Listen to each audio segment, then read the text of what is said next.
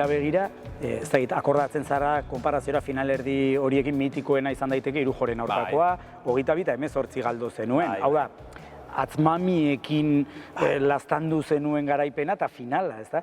Oroitzen zara alakoekin, tanto hau horrela egin izan banu, edo urrengoa, edo irabazi izan banu, edo... Eske nik den ematen nuen kantxan. Azkenan Irujok irabazizian hobea zelako. Eta ni Irujoren aurkako partida horretan adibidez, uste dut, bera aldagelara joan zelako 19. tantoan irabazi zidala. Bestela nik irabaziko nuen. Baina badakit ere bai... Hori oso Irujorena da. Bai, baina badakit ere bai, nik erabat ustuta bukatu nuela partia. Nik ez nuen gehiago jokatzen momentu horretan.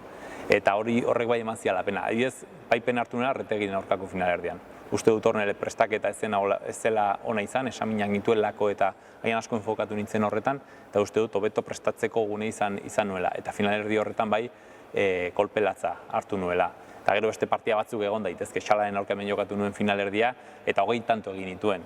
Baina Xalak 22 irabazteko aukera ere izan zuen, nik baino hobeak ziren, eta nik sentsazio beti nuen den ematen nuela. Aldiz, esan dizudan bezala, Retegin aurkako finalerdian ez. Horre bidean hainbat lagun egin zenituen, horien artean bat nabarmentzen duzula ikusi dut elkarrizketetan Abel Barriola. Bai, lagun asko ere ez. Azkenean pilota profesionalean lagun asko egitea ez da erraza. Nik uste gaurko belaunaldiak desberdinak direla, baina orduan lehiakortasun ikaragarria zegoen. Eta zakurtzar asko. Bai, eta 20 urterekin sartzen zara, handien munduan, ez? Enbidiak, bakoitza bere kontratuak, bakoitzak bere interesak, eta azkar ikasten duzu, hori, eta aldutasuna hortek iristen zaizu. Eta, baina egia da, pilotari on batzuk, eta persona oso on batzuk...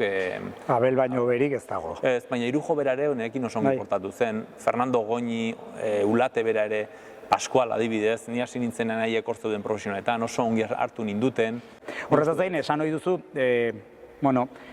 Labriten gaude, gauza gehiago egin daitezkela, ikuskizun handiagoa izan dadin, musikaren aldetik eta argiztapenaren aldetik eta...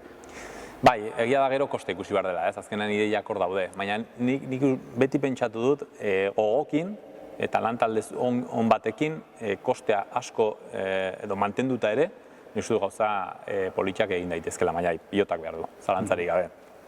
Finaletan egiten dena, egunerokora pasatzea. Eta egunerokoa agian ez, zen eta zaila da. Ulertu dezaket, azken ostira larun bat igandero hori egitea ez dakiz zer herritan, bale.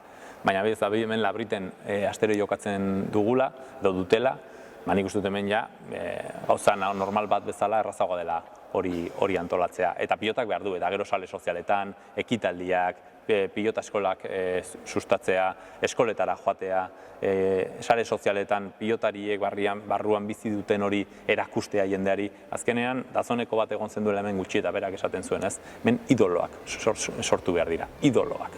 Eta pilotak bihareko egunean bizirik irauteko idoloak behar ditu, eta hori beste modu batean egiten da.